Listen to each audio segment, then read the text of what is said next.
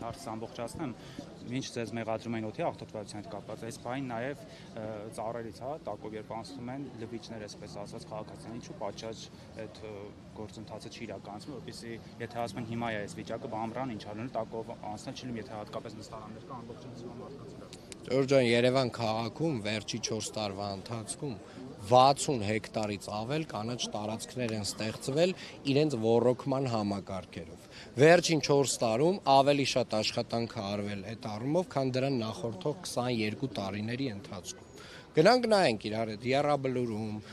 Նոր Մարաշում, չգիտեմ, որ վարչական շրջանում ուզում եք, գնանք մեր անտառպուրակները տեսնենք, որովհետև ասել, որ Երևանի քաղաքապետարանը կանաչապատման ոլորտում աշխատանքներ չի իրականացրել, դա ուղղակի իրականության հետ կապ չունի։ Այլ բան է, այդ բուժումը այլ բան է, բայց որ այդ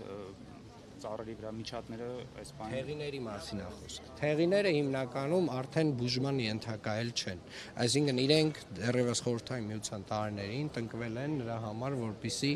ինչ որ ժամանակ հետո իրենք կանաչ ֆոնդը ապահովեն եւ սկսեն փոխարինվել։ Հետո արդեն խորհրդային միության փլուզումից հետո այդ ծրագիրը դրվել է մի կողմ, հիմա մենք փաստացի իրականացնում ենք այն ինչ որ դեռևս 80-ականներին պետք է հարցեր, քանի որ Էրեբունի այսօր քանի որ Էրեբունի վարչական ներողություն վերջին հարց էլ Էրեբունի վարչական շրջանից եք այսօր մեկնարկում ձեր շանսերը այստեղ ոնց է գնահատում, քանի որ նախկին թաղապետը ԿՊԱ-կան, որը դուրս եկավ Ռազմիկ Մկրտչյանը եւ կոնֆլիկտով, ասում որ ինքը այստեղ բավականին բարձր ռեյտինգ ուներ եւ այս պայմանությամբ երբ արդեն առանձնացել է ԿՊ-ն խնդիր է Ես կարծում եմ տեղական ինքնակառավարման մարմինների ընտրությունները նախ համապետական ընտրությունների հետ շատ պետք չի համեմատել, բացարձակապես, թե ով ինչքան ռեյտինգ ունի, դա միայն չափվում է ընտրությունների արդյունքներով, եւ երրորդը ես վստահ եմ նախ Էրեբունի վարչական շրջանում ձեր ասած վարչական շրջանի ղեկավարը չէր, բայց այնուամենայնիվ ես վստահ եմ եւ Էրեբունի վարչական շրջանում եւ Շենգավիթ վարչական շրջանում քաղաքացիական պայմանագիրը շատ վստահ հաղթանակ է տոնելու, ի շնորհիվ մեր քաղաքացիների վստահության եւ աջակցության։ Շարունակելով հարցը գործընկերոջս, պարոն Ավինյան, ձեր ընդդիմախոսները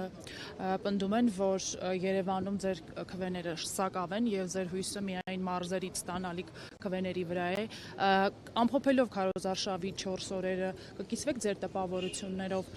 Երևանում մեզ դիմավորում են մեծ ջերմությամբ եւ մեծ խանդավառությամբ եւ ես վստահ եմ, որ Երևան քաղաքում քաղաքացիական պայմանագրին մեծ աջակիցների բանակ ունենք եւ վստահ հաղթանակ ենք տոնելու Երևան քաղաքում նաեւ։ Շնորհիվ Նիկոլ Փաշինյանի, այլ ոչ թե ձեզ, պարոն Ավինյան։ Շելով տեղական ինքնակառավարման մարմնի ընտրություն։ Ես կարծում եմ, որ տեղական ինքնակառավարման մարմնի ընտրությունները տարբերվում են իհարկե համապետական ընտրություններին, բայց ես հուսով եմ դուք հեսա մեզ հետ կայցելեք այն հատվածներ, որտեղ որ մենք գնում ենք ու կտեսնեք Երևանի քաղաքապետարանի արած աշխատանքի ծավալը։ Շատև եղավ պատշգամբից ջուր լցրին ձեր վրա, ինչպես կմեկնաբանեք, այսինքն քաղաքացիներ էին, որոնք դժգոհ էին ըստ երևույթին։ Ինձ տեղեկացրեցին, որ մի մարդ էր, ով հարևանի սպանության համար դատված էր եւ ազատվել էր եւ չգիտեմ ինչքան հոգեկան առողջության հետ ինչ խնդիրներ ուներ թե չուներ, բայց համենայն դեպս կարող է ընդդիմադիր հայացքներով մարդիկ իհարկե հանդիպում են եւ մենք դա էլ ենք ընդունում եւ նաեւ ենք քննադատում միանշ